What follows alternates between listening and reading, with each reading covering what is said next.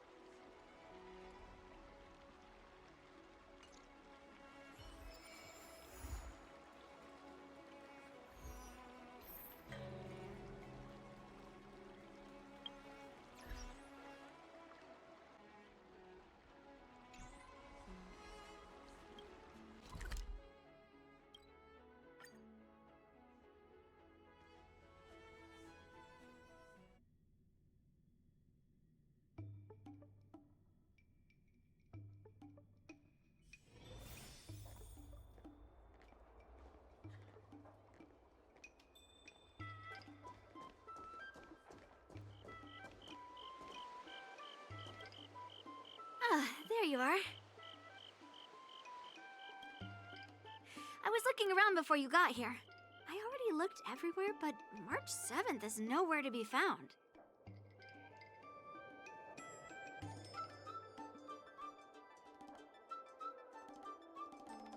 Forget it. Let's just assume she successfully skipped class. Actually, she's been quite diligent in her swordplay practice and hasn't taken many breaks lately. I think she deserves a day off. Besides, I used to skip classes even more than her back when I was still learning. If I was in the mood, I could train for 3 days straight. But if I wasn't in the mood, none of my seniors could find me. So, I can understand where she's coming from.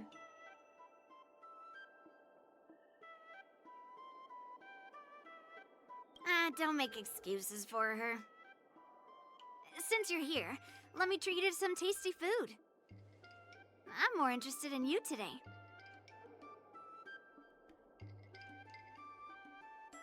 Let's walk and talk.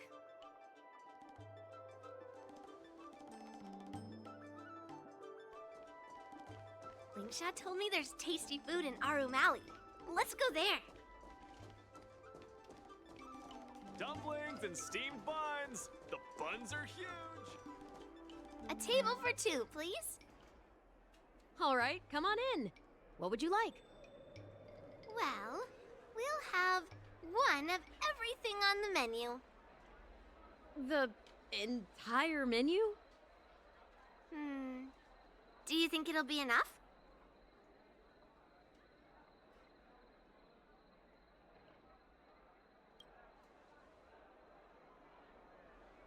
Oh, don't worry. There are 2 of us. Well, then I'll start making a few dishes, and if you need more, just let me know. Thank you.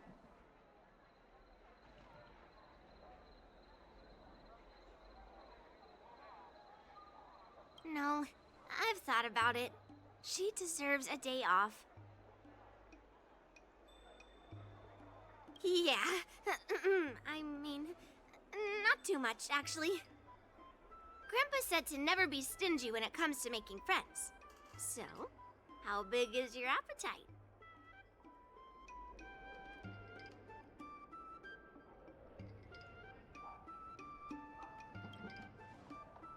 Ah, then eat to your heart's content.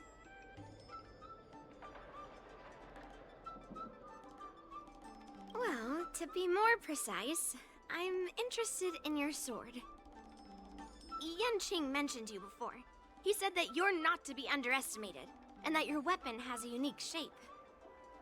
So, I've always been curious about your sword. How the weight is distributed, what material it's made of, whether it contains any special ingenia, and what kind of sword techniques you use.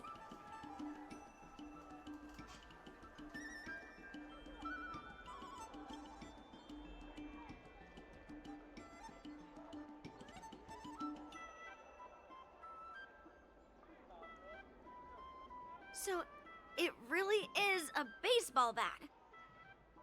Grandpa said that a sword doesn't have to be constrained by its shape, so, in a sense, your bat is a sword too. He also said that a weapon mimics its master, so your bat actually reflects your habits and nature, you know? Let me guess. You're someone who doesn't follow the rules, enjoys improvising, and can handle yourself well against tough foes. Am I right?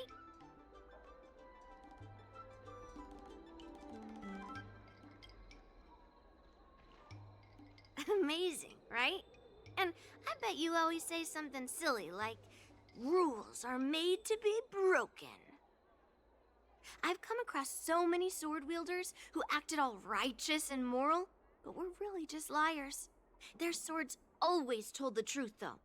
They told me that their wielders were just a bunch of frauds who relied on their divine weapons for everything.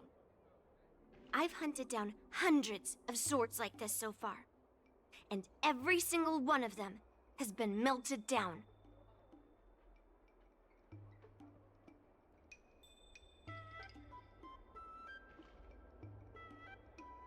Yes, but only for those who cross the line.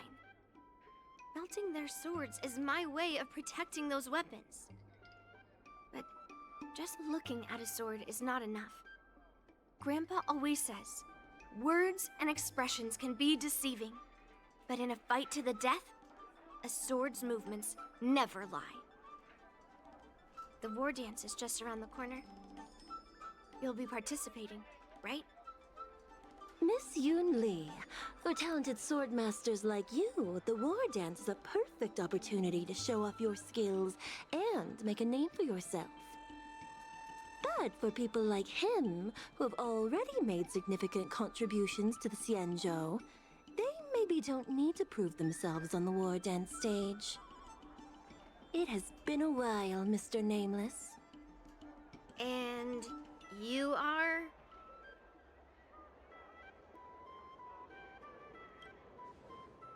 Thank you for your introduction, Mr. Nameless. I'm Shi Kuei, and I work in the Palace of Astrum as the secretary for the Helmmaster. I apologize for interrupting your conversation. I happened to hear you discussing the war dance, and since this person is an old acquaintance, I thought I'd come and say hello.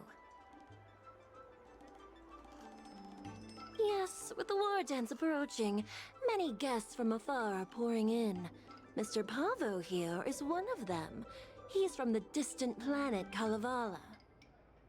Mr. Pavo's planet recently joined the Pan-Cosmic Trade System. He brought his delegation here this time, not only for business, but also to return something that belongs to the Xianzhou. Miss Shikwe, the word gift is perhaps more fitting than return. While it did once belong to the Xianzhou, we faced many tribulations to be able to deliver it here, so it should be considered a gift. I apologize for my poor choice of words. Mr. Pavo's delegation brought a legendary Xianzhou sword that had been lost for centuries. General Huayan plans to personally thank them at the Palace of Astrum and present the sword as a prize to the champion of the war dance. Mr. Pavo and I were actually on our way there. Since you two were talking so enthusiastically about the war dance, maybe you'd be interested in joining us at the Palace of Astrum?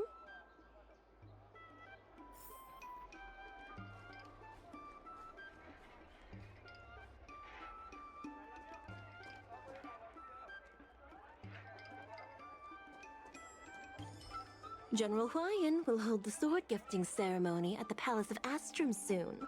Are you interested?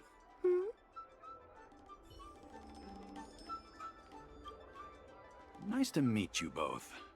The journey to the Xianzhou Luofu wasn't an easy one, but the scenery here is worth it. It's completely different from my homeland. Once the formalities at the Palace of Astrum are finished, I'll find a quiet spot on this street and plant a seedling, and then my mission will be complete. The Sword of Heroes will finally be returned to its rightful owners. I couldn't be happier.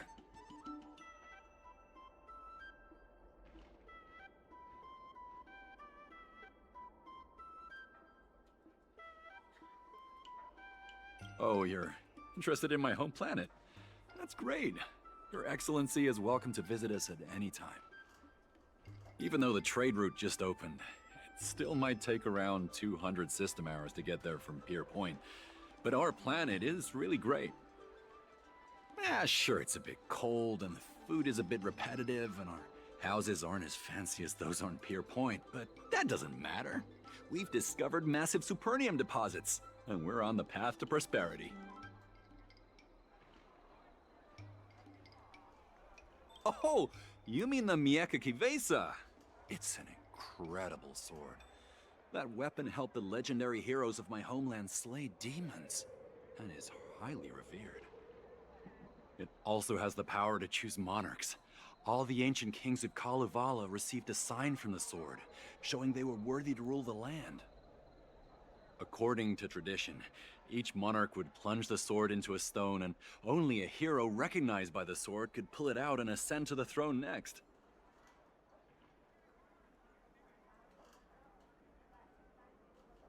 Well, those are just legends from the past. No one today has witnessed it firsthand.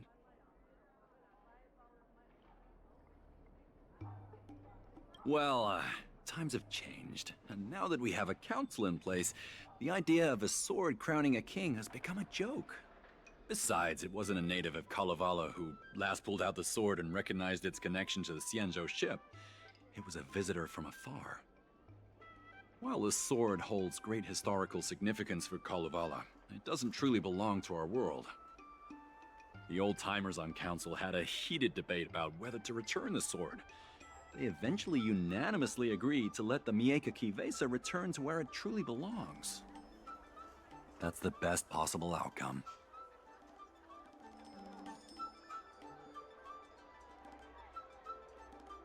Wonderful. It's an honor to have so many people witness the sword's homecoming.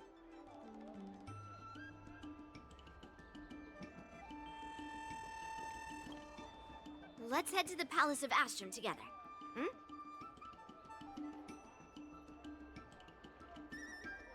I know, right? Thanks to March 7th skipping class, we get to join in on the fun. Grandpa always asks me to go look at swords with him, but he hasn't said anything about this one. It's really weird. But now that we're invited, let's go and check it out.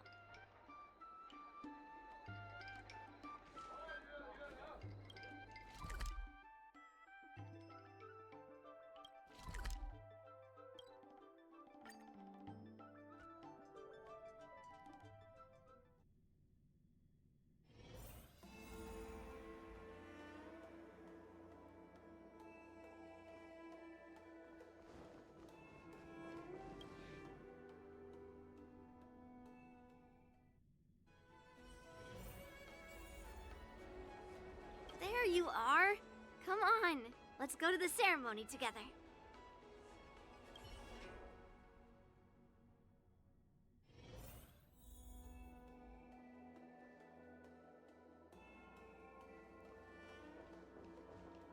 Please allow me to offer a sincere compliment, my fair lady.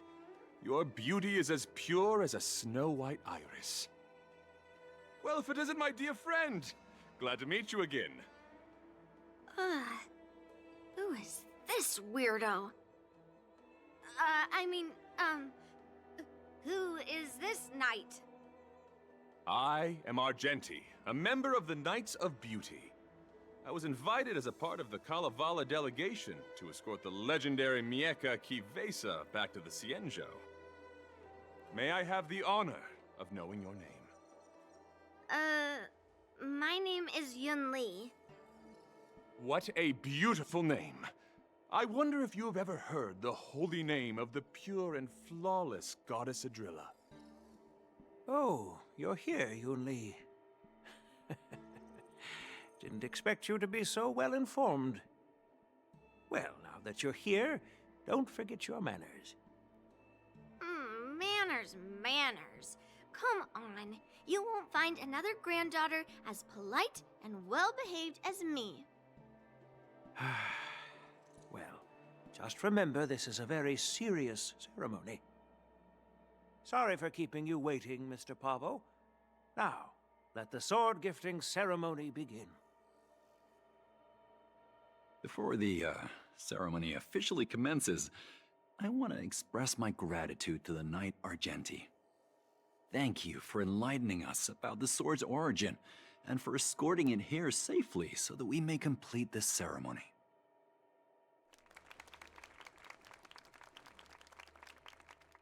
On behalf of the Kalevalan delegation, I, Pavel Kalistaya, am here to return the legendary Mieka Kifesa to the Xianzhou Alliance, its rightful homeland. I'm truly grateful for Kalevala's noble act of returning the sword and for the Knight of Beauty's chivalry. Now, as we gather here on the Xianzhou Luofu, I officially welcome the sword back to its homeland. Mieka Kifesa. It's a fitting name for a sword with such a legendary past. I still remember the name engraved on this sword the day it was forged. Gu Yin. It was forged by Han Guang, a craftsman from the Zhu Ming's Flame Wheel Forge. Wait. Hangguang? Although its blade is worn and cracked, its essence remains as resilient as the Xianzhou Cloud Knights. All it needs is some repairs and polishing by the skilled craftsmen of the Artisanship Commission to regain its former glory. I've decided to entrust this sword, Gu Yin, to the Luofu Artisanship Commission for restoration. Furthermore, it will serve as the prize for the champion of the Luofu War Dance. This sword will be wielded against abominations to protect our homeland and live up to the mission of the Kalevalan delegation that returned it from so far away. Thank you, General. It is an honor for Kalevala. Now, esteemed knight and delegation members, please head to the Artisanship Commission, where... No! This sword was forged by Hongguang. Yunli! These esteemed guests have brought back your father's work. Where are your manners? Oh, I didn't realize this sword was actually forged by your father. Returning it to its rightful owner is, Grandpa, give me that cursed sword right now! I'll melt away the remnants of that man's curse once and for all!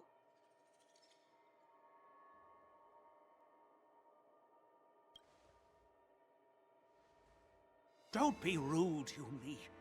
Apologize to our esteemed guests from afar. I'm sorry. I'm sorry for making a scene, but I have to melt down this cursed sword. I won't let it fall into anyone else's hands.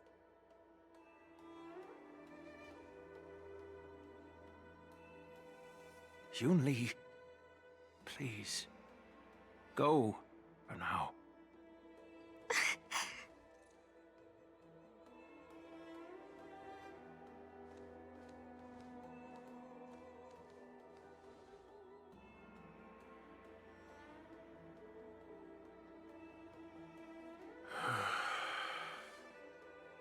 This is exactly why I didn't want Yunli to know about this. I didn't want to create trouble, but trouble found its way here anyway. Perhaps it really is divine intervention. Could you, please, keep an eye on Yunli for me?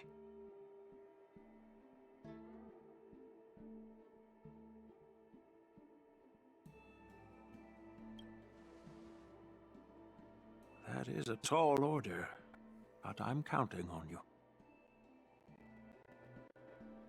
I apologize for the unfortunate interruption. Let us move on with the ceremony.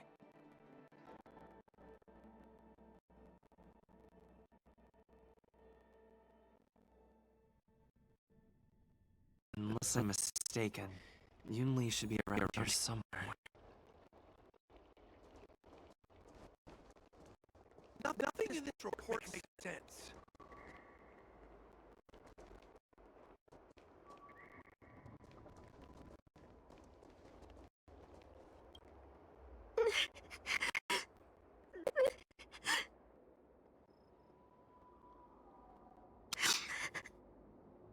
Stop watching me and say something. Did Grandpa send you to look for me? I bet he did.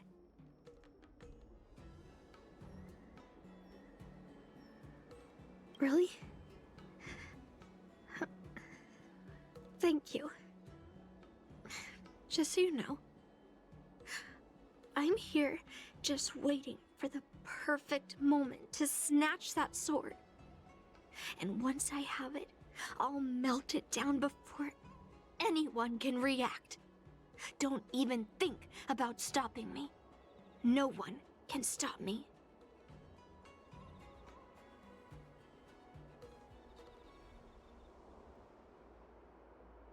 Grandpa sent you here. Surely he doesn't want you to help me. Have you heard of cursed swords? That sword is one.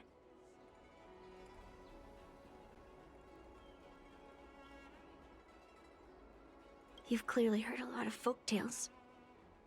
But that's not the kind of cursed sword I'm talking about.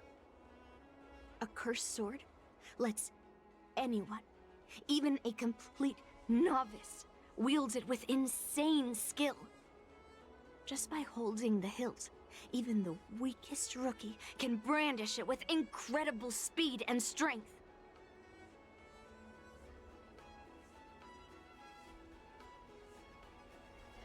I'm not joking around. And I'm not making up some crazy story. While a cursed sword grants instant abilities to its wielder, it comes at a cost. It's like continuously adding fuel to the forge. With each swing, the sword drains the wielder's blood and essence. Day by day, the fuel will run out, leaving nothing but an empty husk.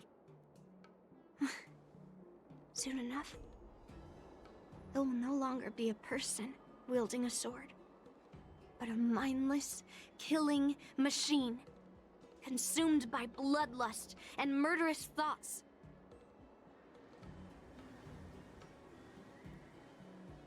Oh, so you're familiar with Heliobi. That makes this much easier to explain. There was a lunatic swordsmith who infused metal blades with Heliobi, as he was obsessed with turning weapons into living things. And this is how cursed swords were made.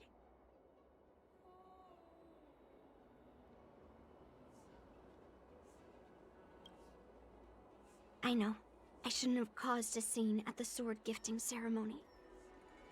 But I've thought this through.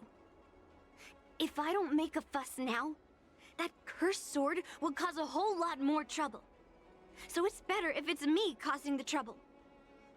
By the way, aren't they supposed to be taking the sword to the Artisanship Commission for repairs? Why haven't they come out yet? Any ideas?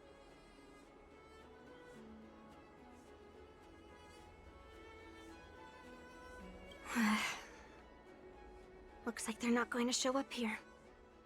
I'll just head straight to the Artisanship Commission. It doesn't matter why Grandpa chose that sword. I won't let it fall into anyone else's hands. I'll track down every single sword he forged and melt them down one after another. Just like I've been doing all these years. I have to go now. Is she planning to sneak into the Artisanship Commission and steal that sword? Maybe I should keep an eye on her.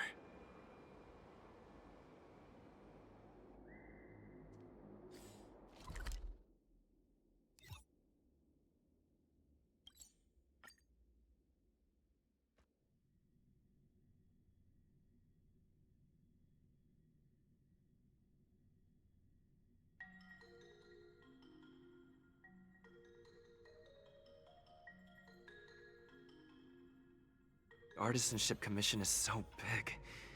Where could she be?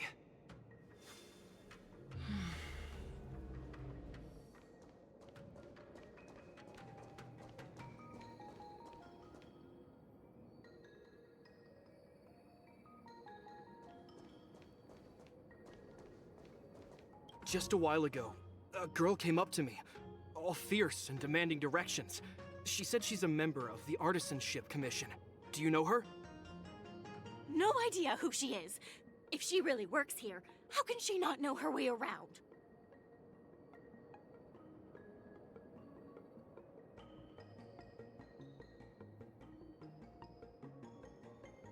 Oh, I see. That explains it then. Explains what? It explains nothing at all. She said something like, I'm a member of the Artisanship Commission. Where do you keep your precious stuff? I got scared and pointed her toward Master Gongshu's warehouse, where he stores his arumatons. Wait, why did you give her directions? What if she's planning to steal something? Where else? Like I said, she was headed straight for the warehouse, where all the valuable arumatons are. Yeah, that place is filled with Master Gongshu's precious arumatons. I bet they'll give her a hard time.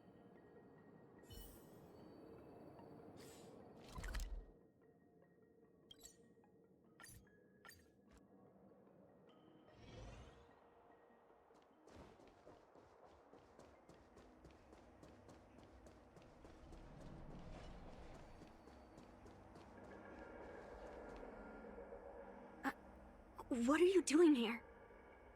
Look, if I get into trouble, it's my problem. I don't want to drag you into it.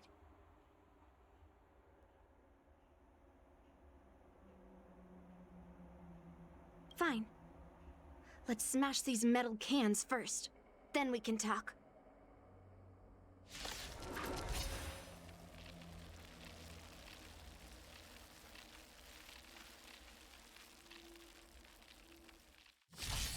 Refusing the toast? Let's add more seasoning. All right, I'll call your bet. Don't ask, just spend. Ready for another? The dice have been cast.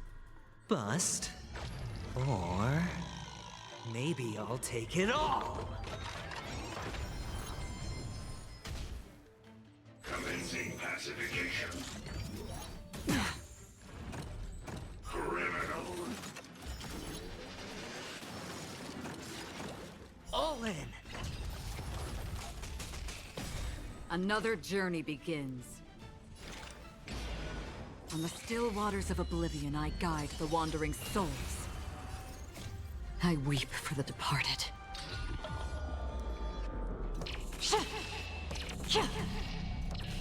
Dusk's reign, it too shall fall.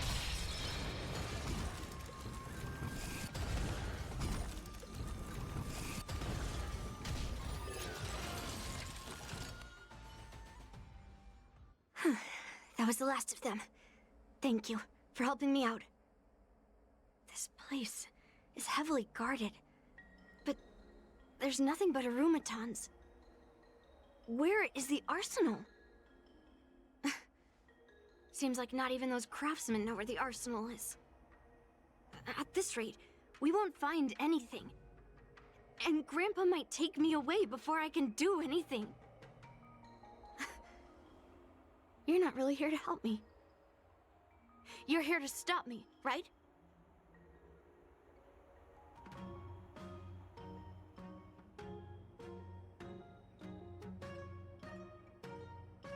No. It's not. Grandpa made a promise to the delegation. And going back on his word would tarnish his reputation and make things difficult for the Luofu. But leaving that cursed sword here will also make things difficult for the Luofu. So all things considered, the best outcome is for me to melt that sword down and take all the blame. You probably think I'm being impulsive and unreasonable, right?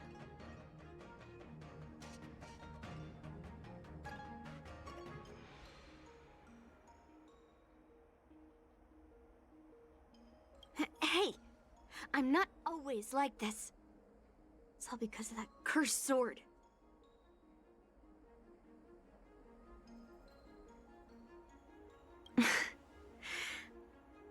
Look. I owe you an explanation. But this isn't the best place to talk. We need to find somewhere else. Let me be clear, though. I'm still pretty riled up. This is just a temporary break.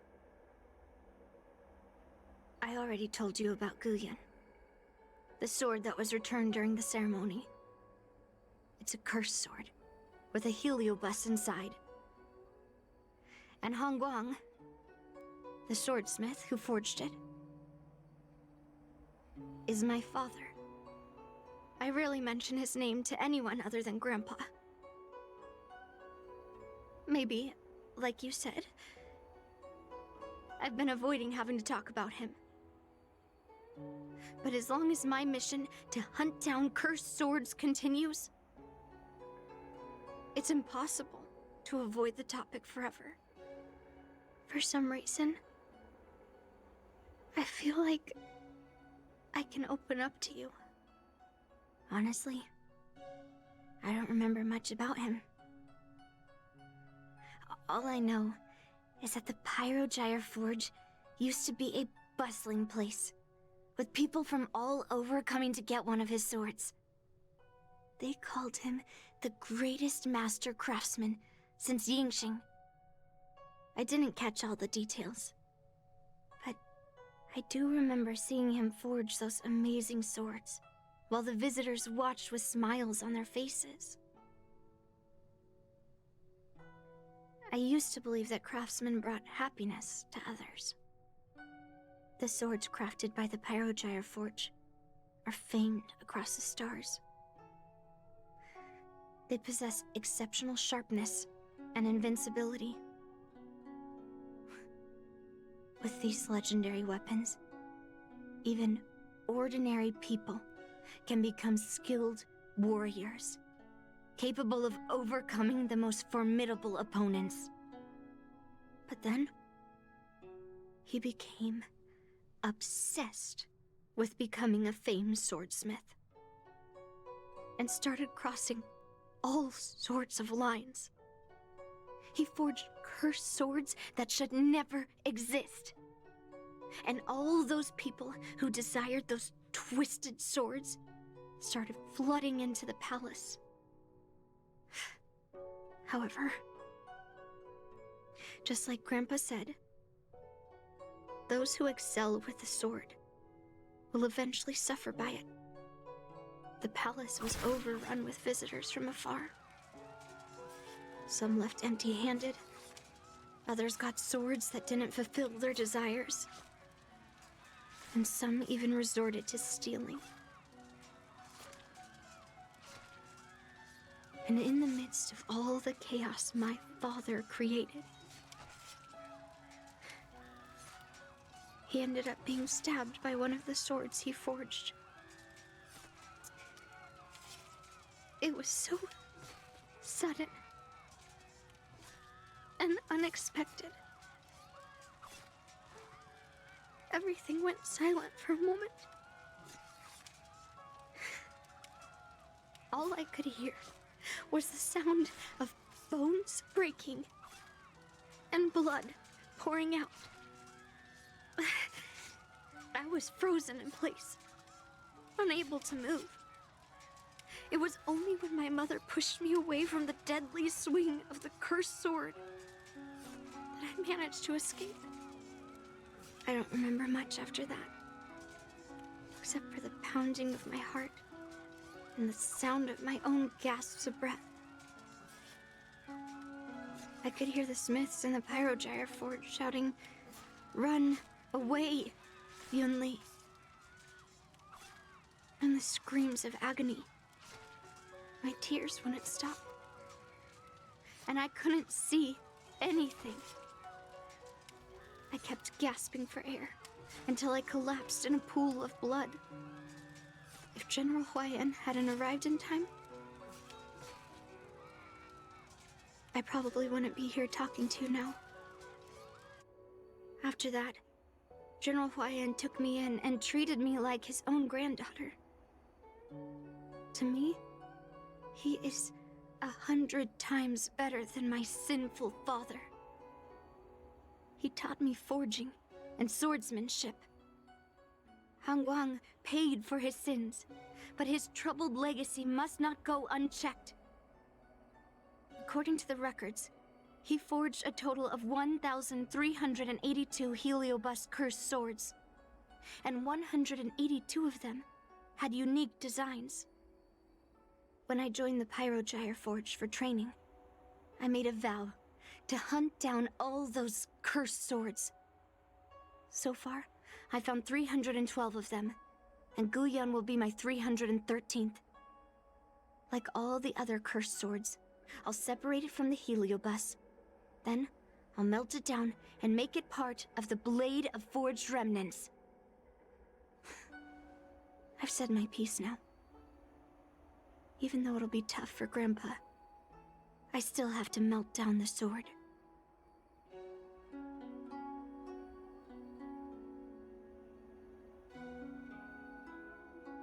So, you're saying, even though Grandpa knew it was a cursed sword, he still chose it to be a prize because he thought it wouldn't cause any trouble? No. No matter how I think about it, something is definitely off. Grandpa didn't tell me anything about the ceremony. He must be hiding something. Besides, after our argument today, you want me to go back and talk to him now?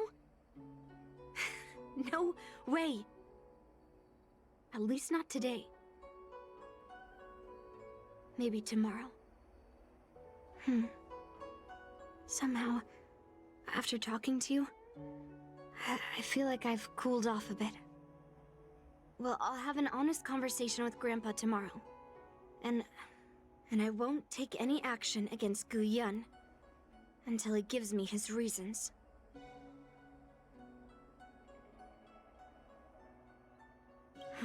Yeah, I shouldn't have done that in a public place. Anyway, thank you.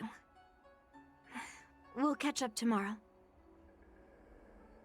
I should go back to the Palace of Astrum and tell General Huayan what happened at the Artisanship Commission.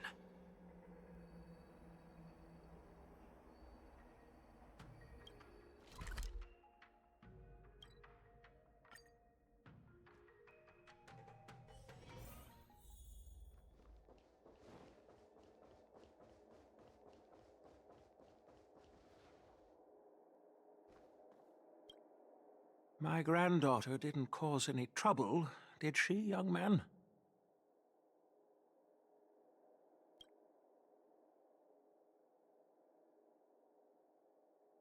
Sorry for all this trouble. Yunli told you quite a bit. Now it's time for this old man to tell my side of the story. Hangguang was my beloved disciple. A rare genius not seen in the Pyrogyre Forge since Yingxing. However, talent can sometimes be a curse. He had an unusual fervor for forging, and he dreamed of forging a sword with self-awareness that surpassed that of humans. He believed it would make warriors invincible without any training.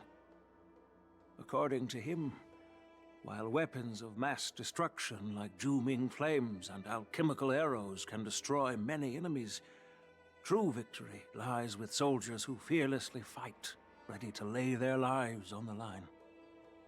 Usually, Xianzhou swordsmiths infuse a basic level of awareness into their swords to make them easier to wield.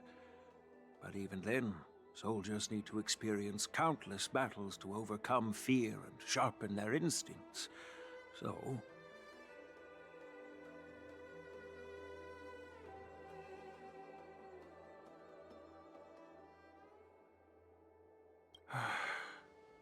by infusing Heliobi into swords, he managed to forge weapons that could grant their wielders strength and valor, and even make decisions for them. However, weapons are different from regular tools. They are meant to kill, plain and simple. After countless battles, all the anger, fear, and bloodlust are soaked up by the Heliobi within the swords.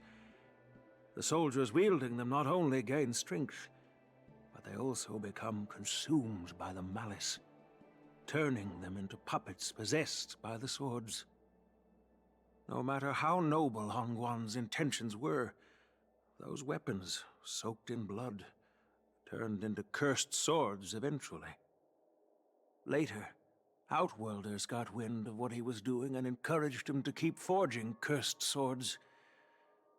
They came up with all sorts of reasons, from taking back their kingdoms to slaying demons. And you know what happened next. That massacre took her parents' lives, and the lives of many craftsmen in the Pyrogyre Forge. Yunli managed to survive, but she couldn't escape the horrors of that day.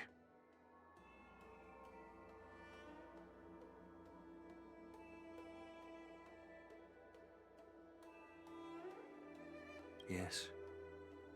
I don't want her to spend her whole life trapped under her father's shadow. She doesn't deserve to carry the weight of his mistakes. Despite her vow to hunt down and wipe out all cursed swords, fulfilling that vow requires immense effort. Traversing the starry seas in search of the swords is like finding a needle in a haystack. And to reclaim those swords, she has to duel the bloodthirsty wielders, teetering on the edge of life and death. She has taken back over 300 cursed swords, and has suffered the same number of fatal wounds. I took her in to give her a chance at a normal childhood, not to send her on a sword-hunting journey. Even if she manages to melt down all the cursed swords one day, what will she do with her life after?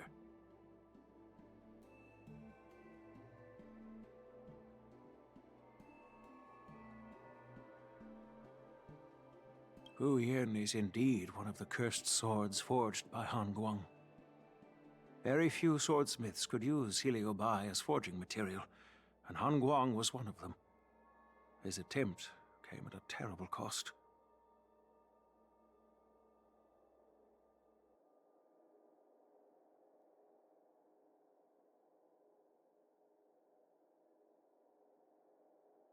I thought this sword could be an opportunity. I wanted to tell her that her father wasn't all evil, that even the man she resents so much managed to forge a true sword of heroes.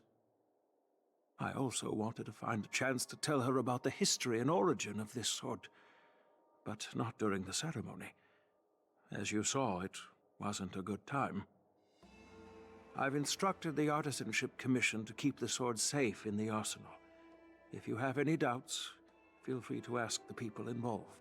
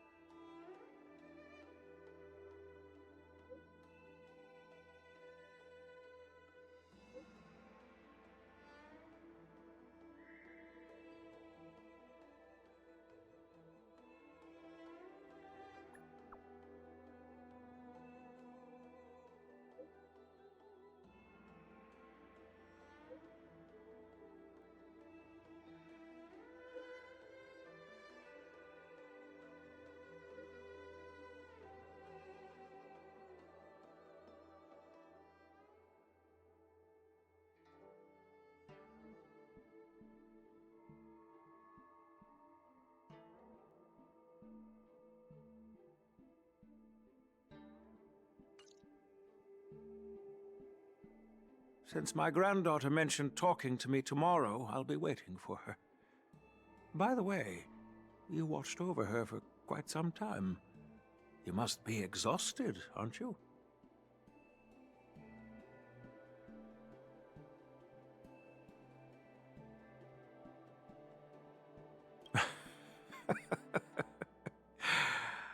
I'll be counting on you then. Time to go back and find that class-skipping March 7th.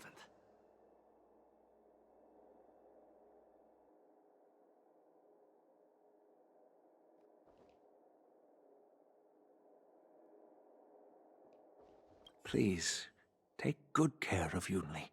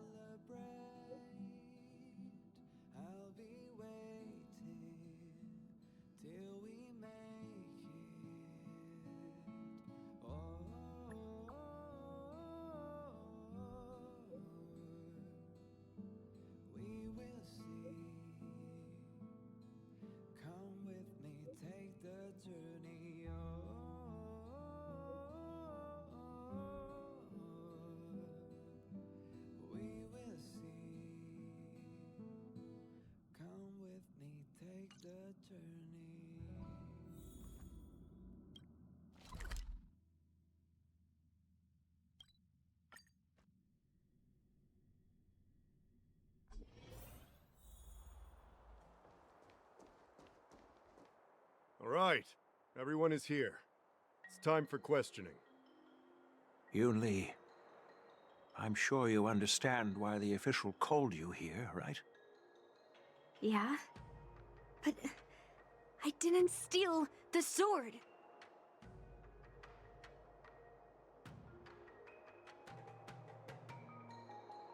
Unfortunately, official Dahao didn't hear Yunli's promise. If we don't recover the sword, we will be breaking our promise to the Lawfu and betraying the delegation. We're counting on you to find the truth, official Dahao. Yes. It's my duty to thoroughly investigate the case. Even though Yunli is firm in her words, we can't just rely on her testimony. After everything, the sword still got stolen. They should have given it to me from the beginning.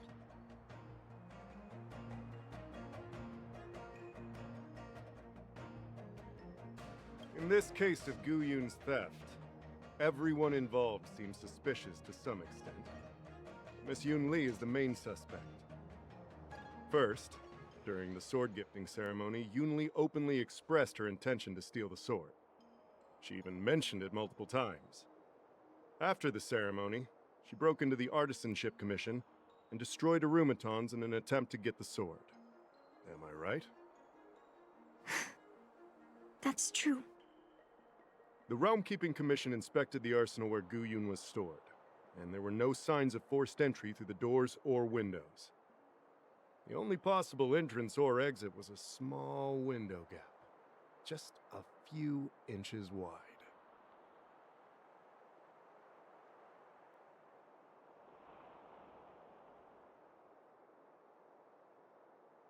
If March 7th were here, she'd probably jinx it and accidentally reveal who the thief was. The box containing Guyun was opened and the sword went missing. But none of the other swords in the room were touched. Which means...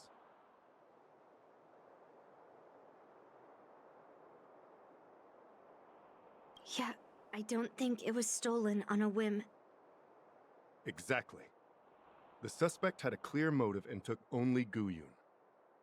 So, besides the ceremony participants, only the delegation members had access to the sword.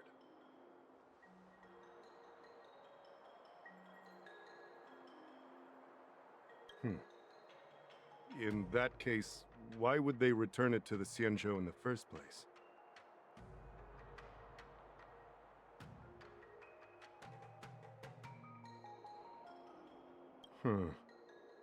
That makes sense. The delegation, led by the Knight of Beauty, delivered the sword to the Artisanship Commission. The craftsmen who received it testified that they didn't take anything from the arsenal.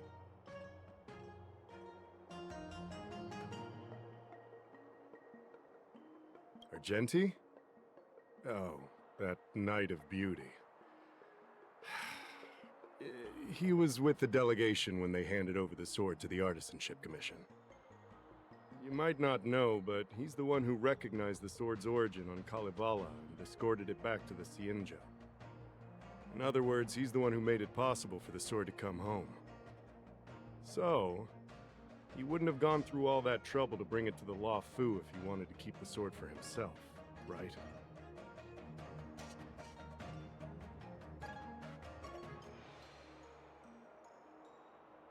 Master Gongshu checked the work records, and I questioned all the craftsmen and apprentices who were on shift at the time. But I didn't find any suspicious individuals.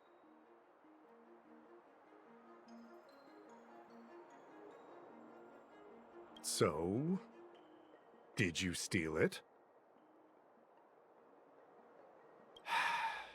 Then stop joking around. I can prove that he came to me after leaving the Artisanship Commission, so he couldn't have stolen the sword. To put it simply, not everyone who's seen the sword has been to the Artisanship Commission, and not everyone who might want the sword has seen it. So, the only remaining suspect is Miss Yun Li.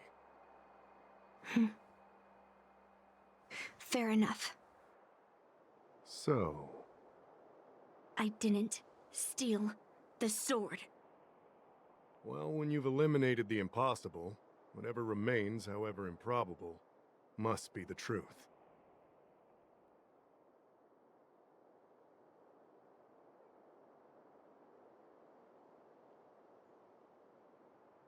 If you want to prove me wrong, you'd better come up with some solid evidence. Let me gather my thoughts. I need to help Yun Li clear her name. Did we miss any clues?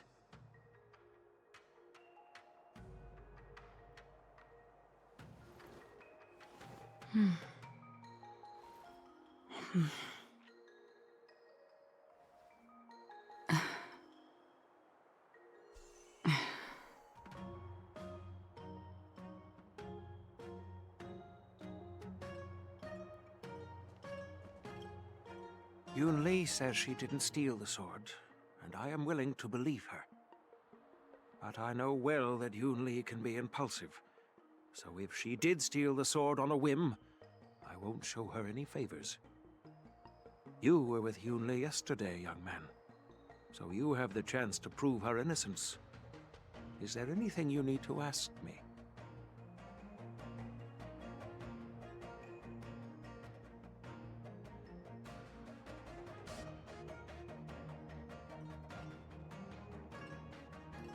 No, she was still mad at me, so she didn't come by. If she had come with you, she wouldn't be a suspect right now.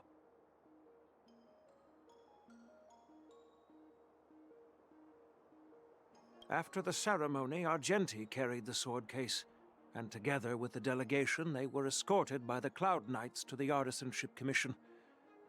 The artisan there confirmed that the sword was safely stored.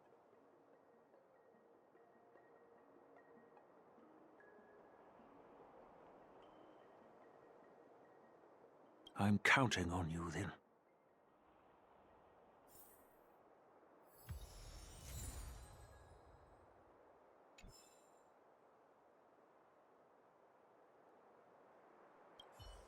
Yunli says she didn't steal the sword, and I'm willing to believe her.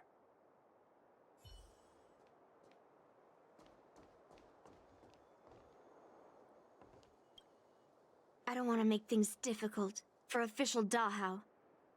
Let's do this his way, and prove my innocence. If I can find that cursed sword, I can prove my innocence right away.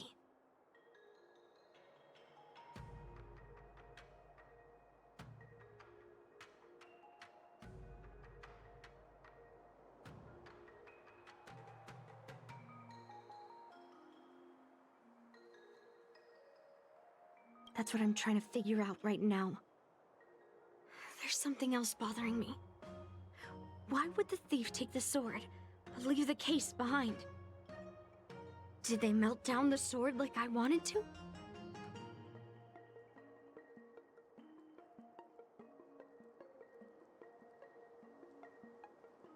I mean, carrying around the sword like that would be pretty conspicuous. Wouldn't a thief prefer to take the case as well?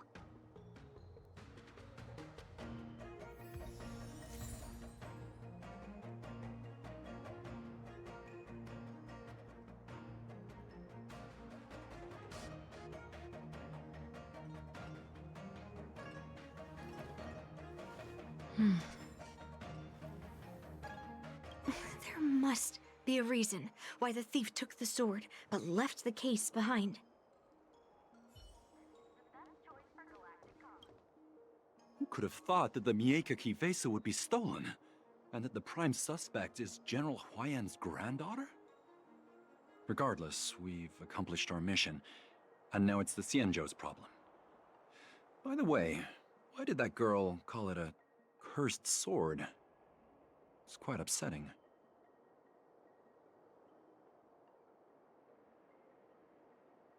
That's enough, young man. Now let me get something straight. On Kalevala, this sword has always been highly revered. The first master of the Mieka Kivesa slew countless demons and then passed it down to a line of wise monarchs. The monarchs would heed the guidance of the hero spirits within the sword and gain insight into defeating their enemies.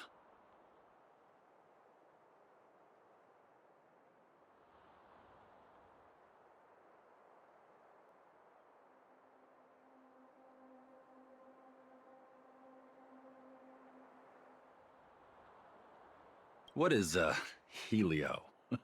What? Never mind. The point is that the Mieka Kivesa did help the ancestors of Kalevala build a strong foundation. It's definitely not a cursed sword.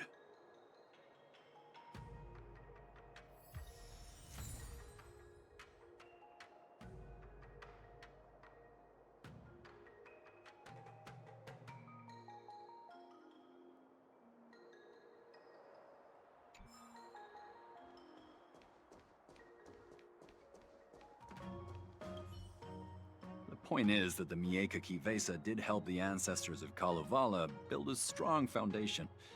It's definitely not a cursed sword.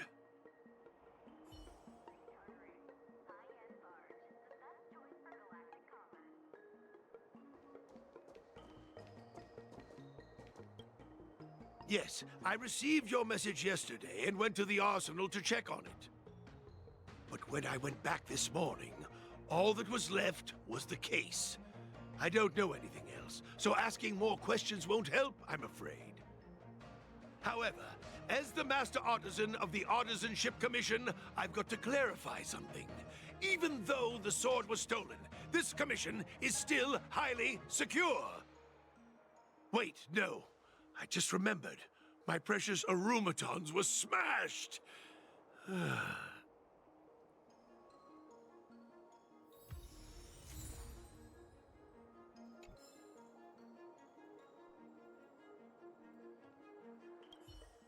I don't know anything else, so asking more questions won't help.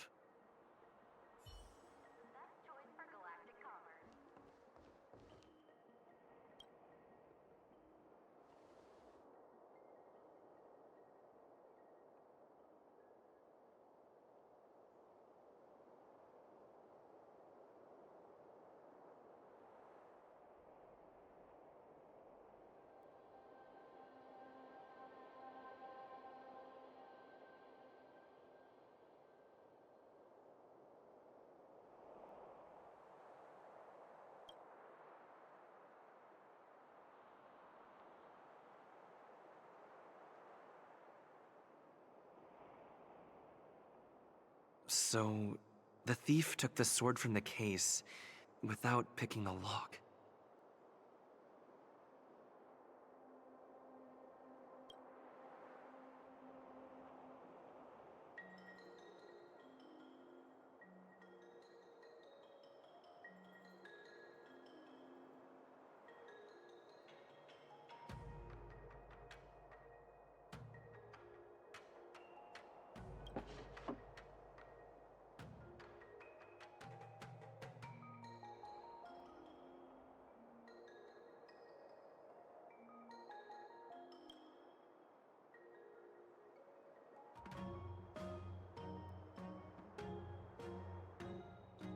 Why is this flower petal inside the case?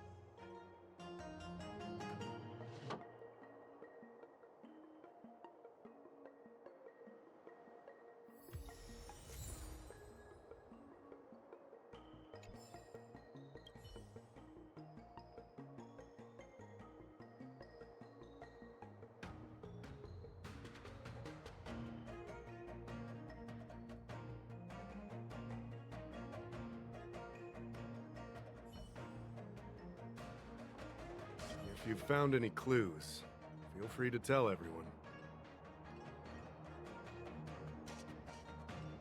Thank you. But I'm not sure if I can convince Mr. Dahao.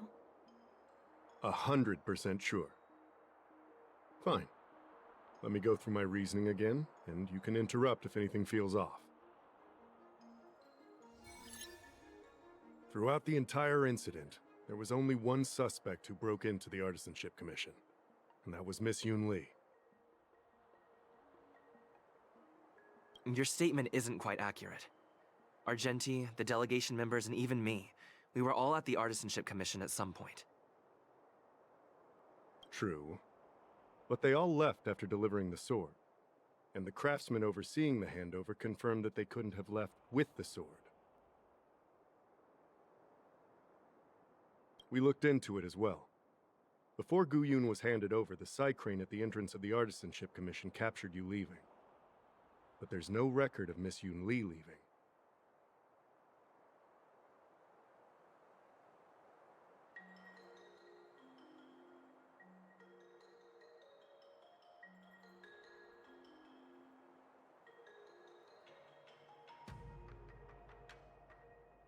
Why would I dare leave through the main entrance after smashing the Arumatons? Throughout the entire incident, there was only one suspect who broke into the Artisanship Commission, and that was Miss Yoon Lee.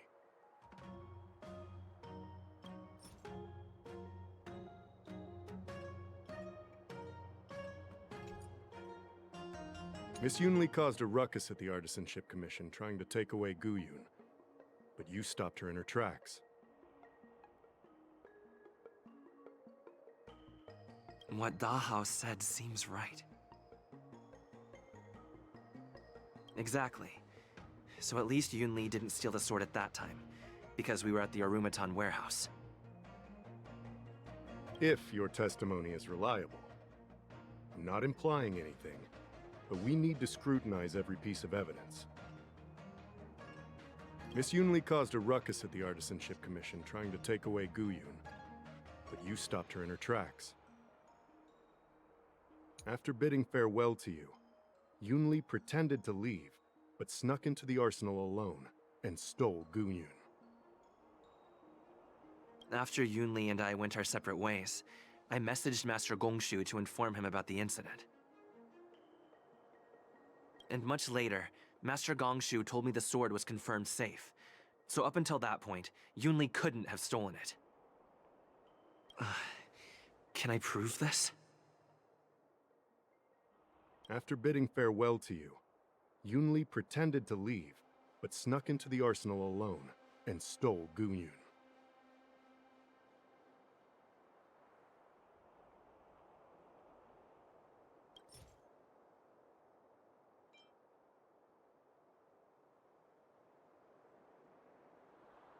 Wait, you messaged Master Gongshu? I had no idea. Well, that's some solid proof right there. However, it only proves the sword wasn't stolen up to that point. I didn't do it! After bidding farewell to you, Yunli pretended to leave, but snuck into the arsenal alone and stole Gunyun.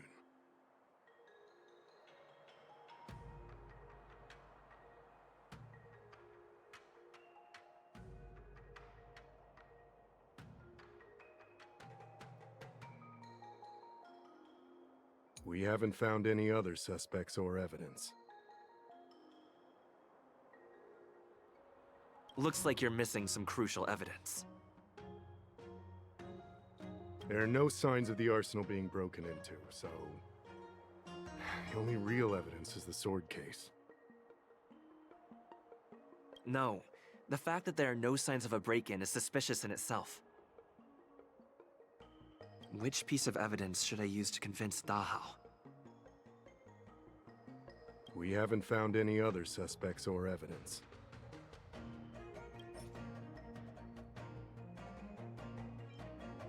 I carefully examined the lock of the sword case, and there were no signs of tampering or damage. What does that mean?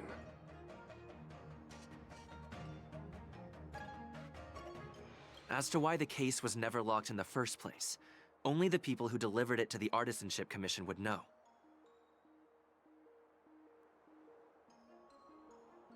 Plus, I found something else inside the case.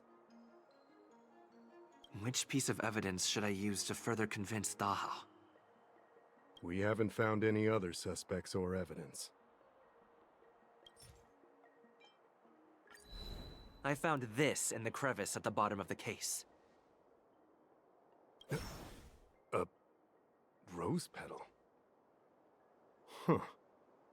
I must have missed it during the search. But why was there a petal inside the case? I don't know.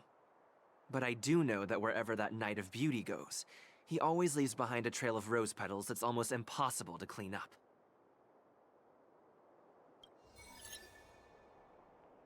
My thoughts are a mess. Let me sort them out. The sword case was never locked, which is evidence that only someone who delivered the sword could have done that. And the rose petal was probably left behind by that Knight of Beauty. But how did he manage to take the sword from the Artisanship Commission? Why did he steal it after returning it here? And why would he leave that petal in the case? I know. Guyun flew out of the case on its own. The Knight of Beauty only unlocked the box to aid its escape. Don't be ridiculous. How can a sword escape from a case on its own? You've never seen a flying sword before? I've only heard about the Mieka Kifesa being able to fly in legends. But even if it could fly, why would the Knight of Beauty do this? Like I said, the sword contains a heliobus. Argenti must have been under the control of the sword. Maybe he was under its control even before you arrived on the Lofu. Official Dahao, where can we find that knight? Let me see. The docking location of Argenti's ship, the one and only. Let's go. We've got to find Argenti before that sword completely takes over his mind.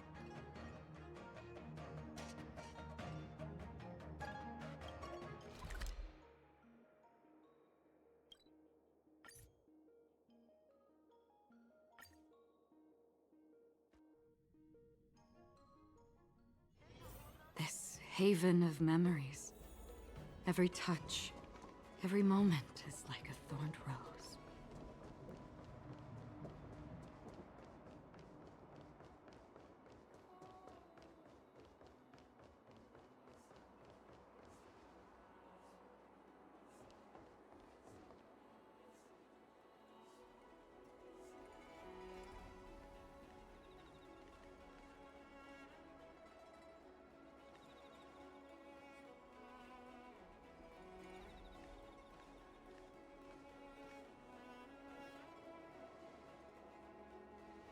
I've been waiting for you here for quite a while.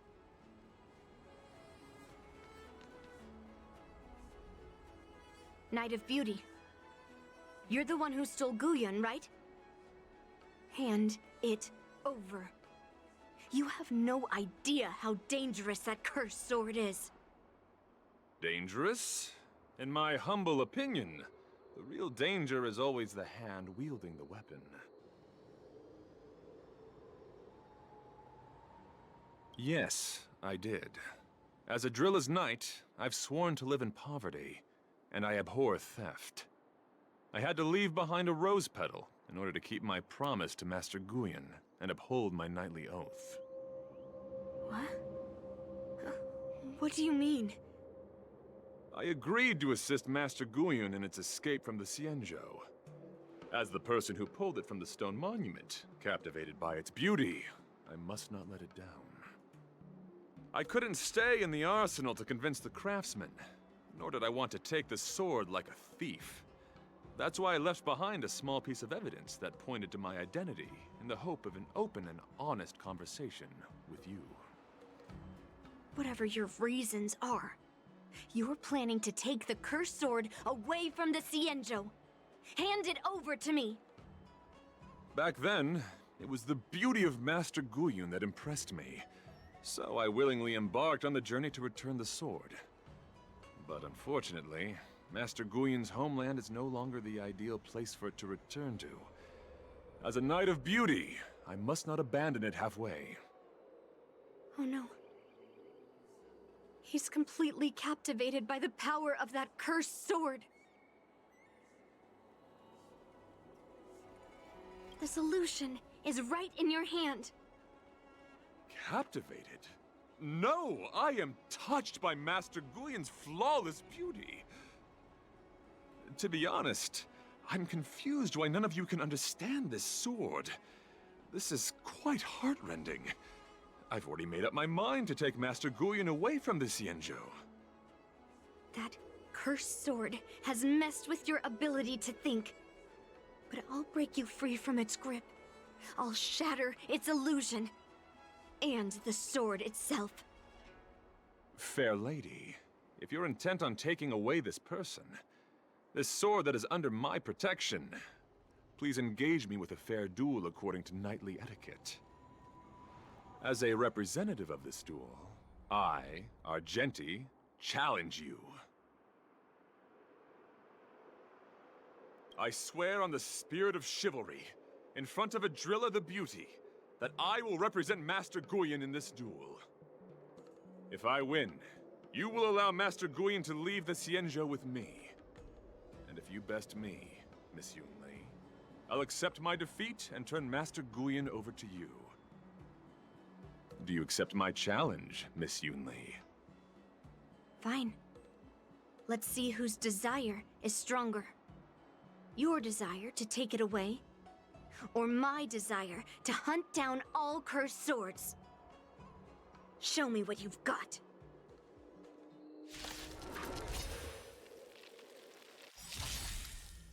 You're not going to use Guyun to fight for victory? Well, I know a thing or two about swordplay. In a proper duel like this, a knight should rely on the skills he's honed day and night. You're a real weirdo. Let's add more seasoning. I'm honored by your presence. Since you're already here, why not have a meal before you leave? All right, I'll call your bet. Going all in. Tabs on me.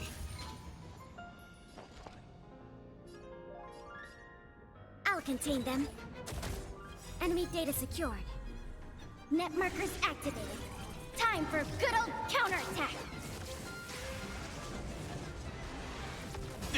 Did you come here of your own volition? On the still waters of oblivion, I guide the wandering souls. I weep for the departed.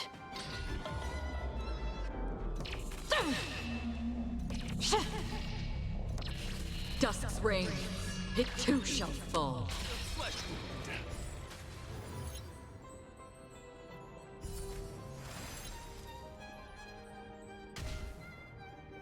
pledge thy loyalty.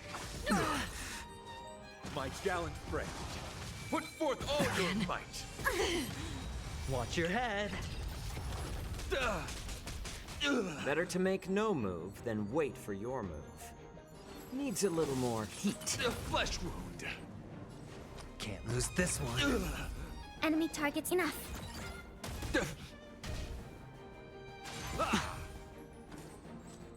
Confess. It's just a tweener massage. All in.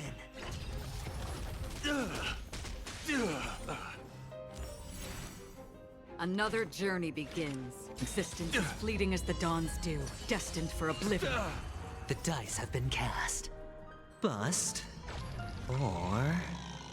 maybe I'll take it all. A flesh wound. Watch your head. Behold, this symbol of pure beauty. I weep for the departed.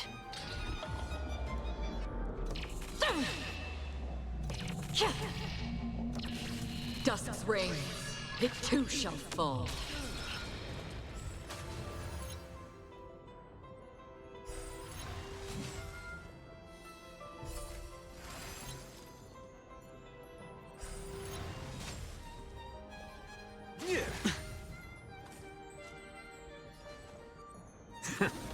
For chivalry.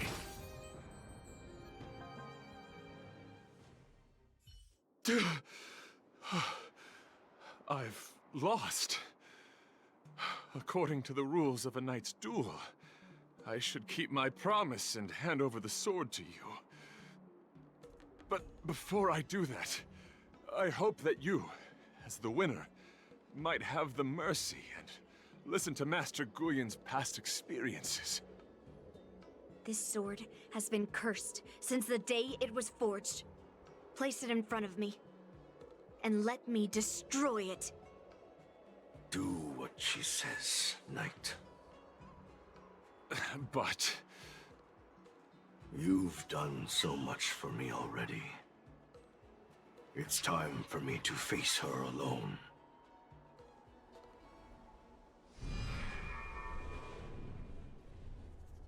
I'm weary of fighting. I just want to share my past with you. To explain why I wanted to escape. After that, I'll leave my destiny in your hands. Are you afraid to witness my past, little girl? Afraid? Well, you do have a different aura from other cursed swords. But you're just trying to use my curiosity to lure me in. Well, you know best that a single touch won't snatch away anyone's sanity.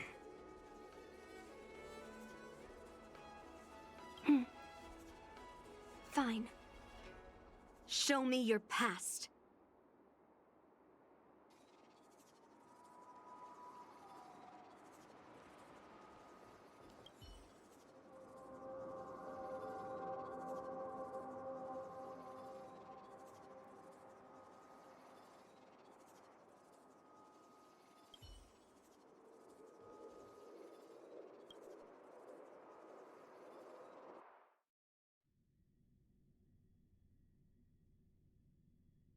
It's already impossible to contact the main Cloud Knight forces. What awaits me will be a long and lonely war. Follow me. Is this your memory?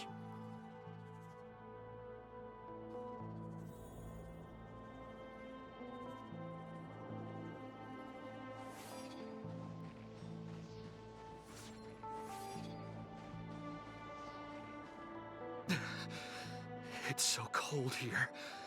I didn't feel it when I was in the thick of battle, but now it's freezing me to the bone.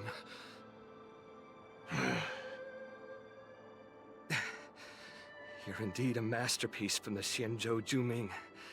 If you hadn't taken control of my body, I probably would have been decapitated in that fight. Quiet, and stay alert. Borison wolf troopers never give up the hunt. Hey, just relax a bit. It's been over 300 days since we were both stranded on this planet. The transmitter never rings, so I guess we can't count on that anymore. The people on this planet still use beasts to pull their carts. Obviously, there's no way they can help us fix the star skiff. Looks like we're stranded on this forsaken planet for the rest of our lives. The rest of a Xianzhou native's life could be terribly long. Are you feeling any desperation? All by yourself in this hostile world? Yeah, a bit. Perhaps. When things get too rough for you to handle, just leave everything to me. No need to carry the weight of the world on your shoulders. Yeah, sure. If I really can't handle things anymore, I'll leave my body to you. But now is not that time. Do you really think you can oppose an entire Borison army with your limited skills? What are you holding out for? It's true that I'm stranded here, but it seems like that Borison pack is in the same boat. By the way, Guyan, do you know what a seed is? A seed may seem insignificant, but with careful cultivation and time, it can grow into a huge, unwavering tree. You said that the rest of a Xianzhou native's life could be terribly long. You're right. That's why I intend to plant a seed named Resistance here, and nurture it for the rest of my life. I want to show the people of this land how to defend themselves against those monsters. I can already see the seed in the eyes of those people. You really think you can do it? Why not just give me control, and we can revel in the bloodbath together? What was the memory I just saw? It was a memory of me and a Cloud Knight, stranded on an unfamiliar planet. We crash-landed on a planet occupied by Borison. Just the two of us. I can feel that it was a lonely war.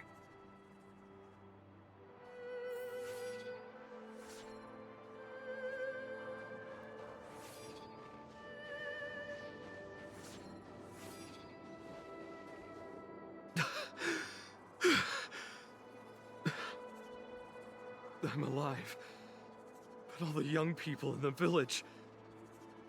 They died. They died for you. They died because of your big promises. Promising them a life free from the Borison. I tasted their despair before death. They didn't see it coming. And neither will you. We can't stay here. Let's move on to the next village. Why? What's the point?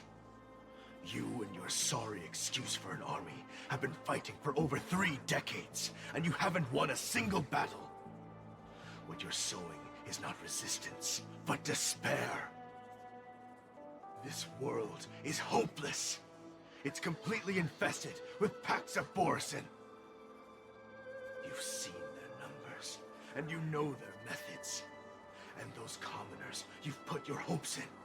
They just kneel down and worship the monsters devouring their children and families, calling them their Beastmasters. You beheaded one of the Beastmasters for their sake, but they turned on you because they were scared of the Borison taking revenge. You remember all that, right?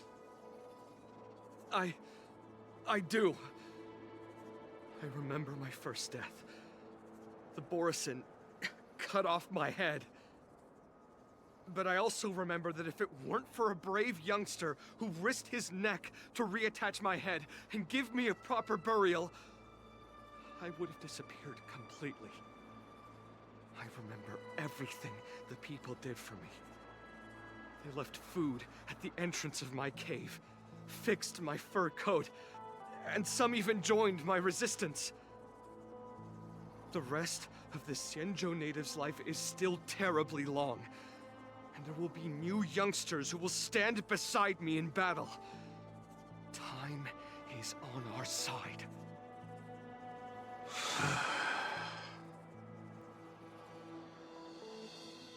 You said it was a lonely war.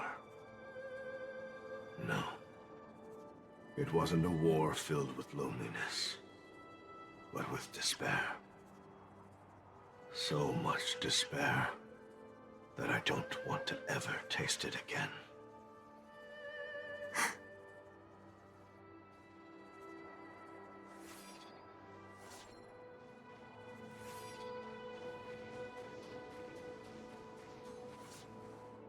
I'm leaving. Where are you going, Your Highness? I'm returning to my homeland. A distant place beyond the sky. I'm not coming back. But what should we do with you gone? What if those wolf demons show up again? They won't, my child. You've wiped out the last of them. But before I go, I need you to do one thing for me. Even though the wolf demons are gone, new monsters will appear in this world. Soon, a demon will appear, donning golden branches and knowing only bloodshed. However, fear not, my children. I'm entrusting you with this sword that's been with me in countless battles. Use the skills I've taught you over the years, and you'll surely defeat that last demon. But that's not all. I need you to construct a stone monument for me. It must be large and sturdy enough to seal the remains of that demon forever. This is a debt you owe me, and you must fulfill it. Do you understand? You lied to them. And you lied to me, too. Oh? You promised that you'd give your body to me when you couldn't handle things anymore. Well, this Xianzhou native's life has finally come to an end, my old friend. How about one last chance for revenge? Come and bid me farewell for the final time. He had long since come to some understanding. I could sense a mix of intricate emotions flowing out. It wasn't bloodlust, or anger, or fear. What he had left for you was hope. They've learned how to fight monsters. But there's still one last monster lingering in the world. Kill it, my old friend. You left me there without ever looking back.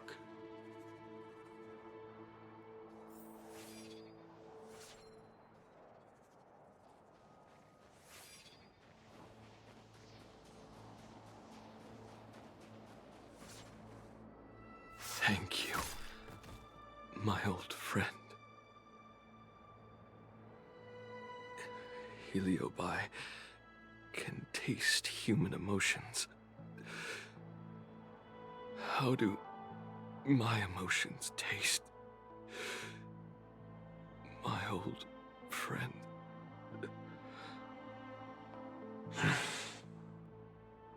A hint of bitter compassion and a touch of scalding courage.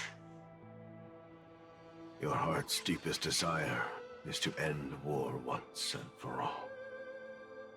Now, the war is finally over. Can you hear? Even though you can't hear me anymore, my old friend, I'll do everything I can to bring an end to all conflicts in this world. So, this is the past of the Kalevalan people's Sword of Heroes? You helped the people of that world bring an end to war? No, I did not. I am a weapon, and I only became the cause of more conflicts.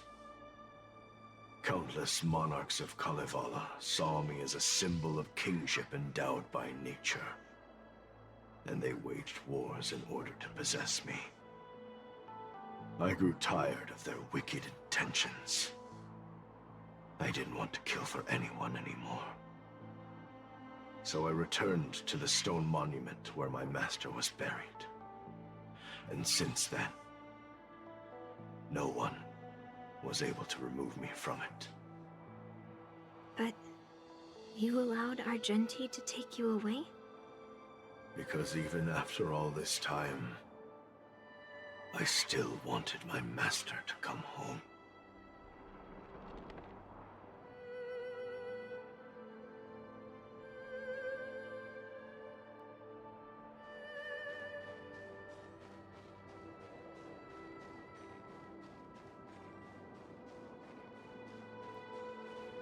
During the sword gifting ceremony, I felt anguish when I learned that I would be handed over to the most skilled swordmaster and once again become a tool for killing. My master had engraved his deepest desire into my blade. End war. As a weapon, my purpose was predetermined from the start. I had to become a deadly sword that would relentlessly hack and kill. But once I fulfilled my mission, would I have the right to choose my own destiny like he did? So, I asked the Knight of Beauty to help me break free from this never-ending cycle of bloodshed. These thousands of years have naturally turned into memories of mine. I think I understand the beauty the knight was talking about now. I don't want to be a sword that brings death. My war ended long ago. The years spent as a tombstone were my finest.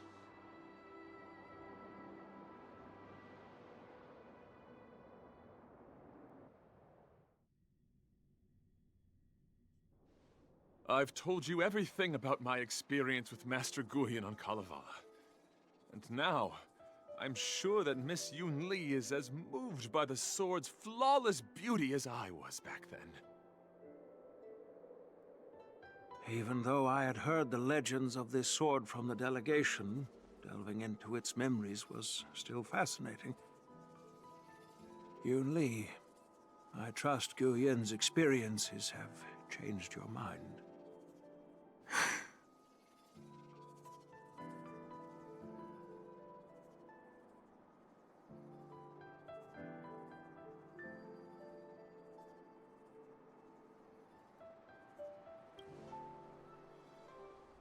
That's why Grandpa hid it from me. So I wouldn't make a hasty decision.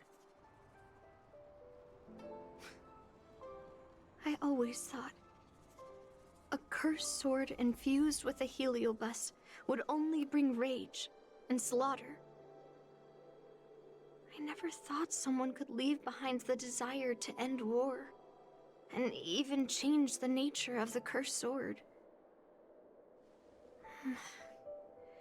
My position was too extreme. Guyan is truly a sword of heroes. I apologize to all of you for my behavior. I'm sorry.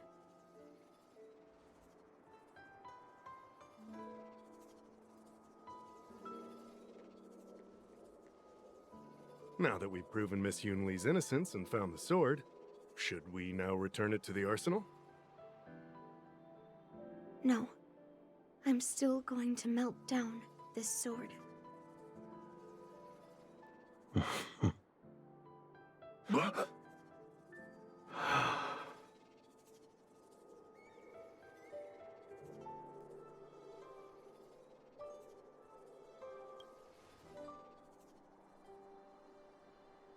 I've heard your true desires, Guyen. I can sense that you're tired of being a sword. Constantly serving new masters and fighting battles you no longer want to be part of. Right? But being a sword is my destiny. I'm doomed to serve some master and fight battles endlessly. Can the wind choose to stop blowing? Can a cloud choose to stop drifting? No. It's the same for me. A creation with a predetermined destiny. That's not true, Guyen. That nameless swordmaster shaped his own destiny. So you can too. I just can't picture my destiny being anything other than that of a sword. Do you remember when you stood alone in front of the swordmaster's stone monument? People admired you because you carried the memories of the hero. You were no longer a sword. You were a memorial. Later, as I became worn and weathered, the gentle wind would pass through the hollows of my body, creating melodic tones that echoed in the distant mountains. I became a musical instrument then. I miss those times. Can a creation become what it wants to be? The answer is yes. I'll grant your wish, Guyen, and transform you into something different. Something different? But this is the price for the war dance. If the Kalevalan delegation finds out... Please, say something, General Huayan. Well, my granddaughter has always been stubborn. Are you really sure about this, Yunli? What do you all think? Fulfilling Master Guyen's wishes is the reason I came to the Xianzhou. With the Drilla's blessing, you could turn Master Guyen into a plow. But as long as it fulfills his wish to end war, I support it fully. Then, I'll leave it to you, Yunli.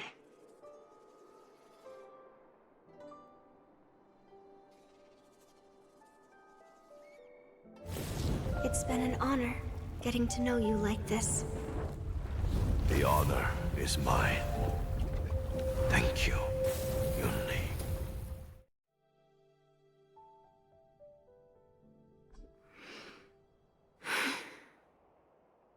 Why the long face, my child? Are you feeling regret, perhaps? You were completely determined when melting down the sword, so why the sudden change of heart? Grandpa, I melted down the prize for the war dance. How are you going to explain this to the Lawfu? Oh? Am I hearing right? This little girl is worried about her grandpa. Didn't see that coming. If only I'd talked to you from the beginning, Grandpa. Maybe things wouldn't have escalated like this. But at least Guyen got what it wanted. I have no regrets there. When it comes to swords, you and your father are cut from the same cloth. So, are you planning to continue melting down the rest of Hongguang's swords? Yeah. Guyen is unique. But the other cursed swords are still too dangerous for anyone to handle. But maybe I'll try to be more patient next time. Be more patient. Well said. Remember what you learned today, because there will be many more situations in the future that will require you to be more patient. Understood. But what about the prize? Well, ever since you showed up at the ceremony, I had a hunch. So I prepared another sword as a backup plan. And don't worry, This one has nothing to do with Heliobi. That's perfect. By the way, the ambassador from Kalevala and that knight went to Aurum Alley.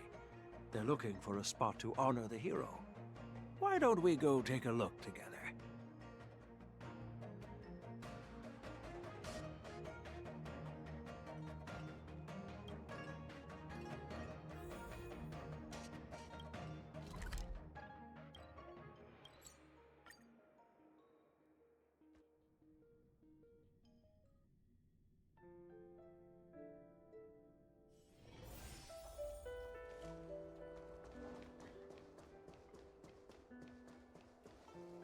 Oh, General Huayan.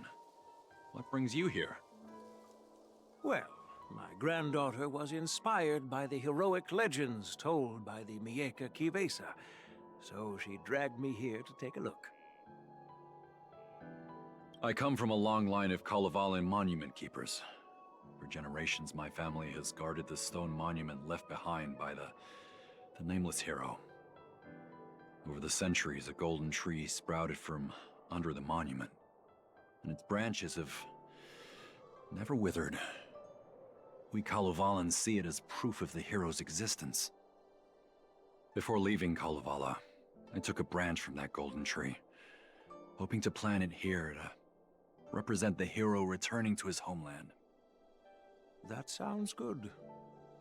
We Xianzhou people don't make coffins or set up memorials, so I'm sure he would be happy to rest here where life is bustling. The hero had asked our ancestors to carve something into the monument, so I made a copy of it too.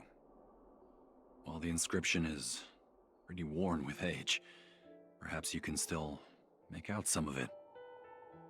I have drifted far from my homeland and am on the brink of death. Yet, I take solace in having honorably fulfilled my duties. Should you feel compassion for me, kind traveler, please take a handful of soil hence and bring it back to the Lawfu. Mr. Pavo, I wonder if that hero ever left a name in your history. I apologize, but the hero's epic battles happened long ago, and he did not leave any name for us to call him.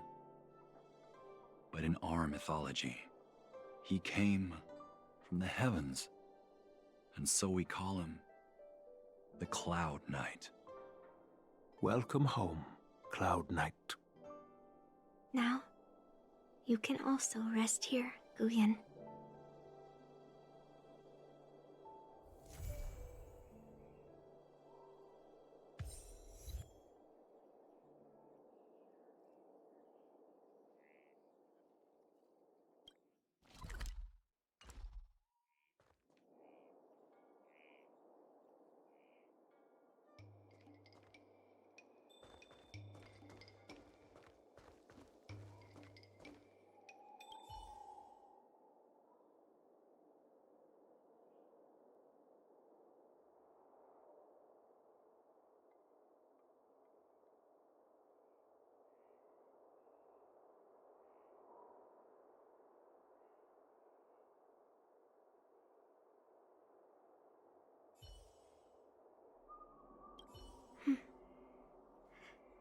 I'm feeling a bit emotional. I'd like to stay here for a while. Thank you for your guidance. I'm truly grateful. By any chance, would you be interested in taking sword lessons with me? Like March?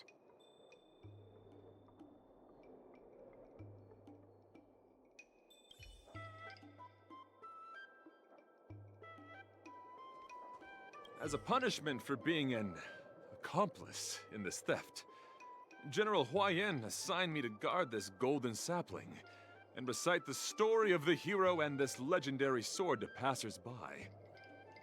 This is not a punishment at all, and I gladly accepted it.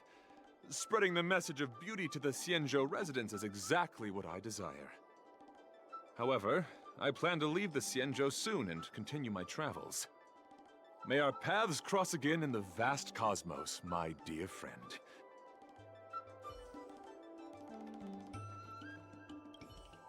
Now that my mission is accomplished, the delegation will be leaving the Xianzhou Luofu soon. But of course, the experiences here will become an epilogue to the hero stories.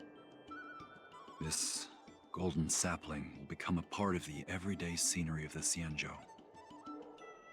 I believe it's what he would have wanted.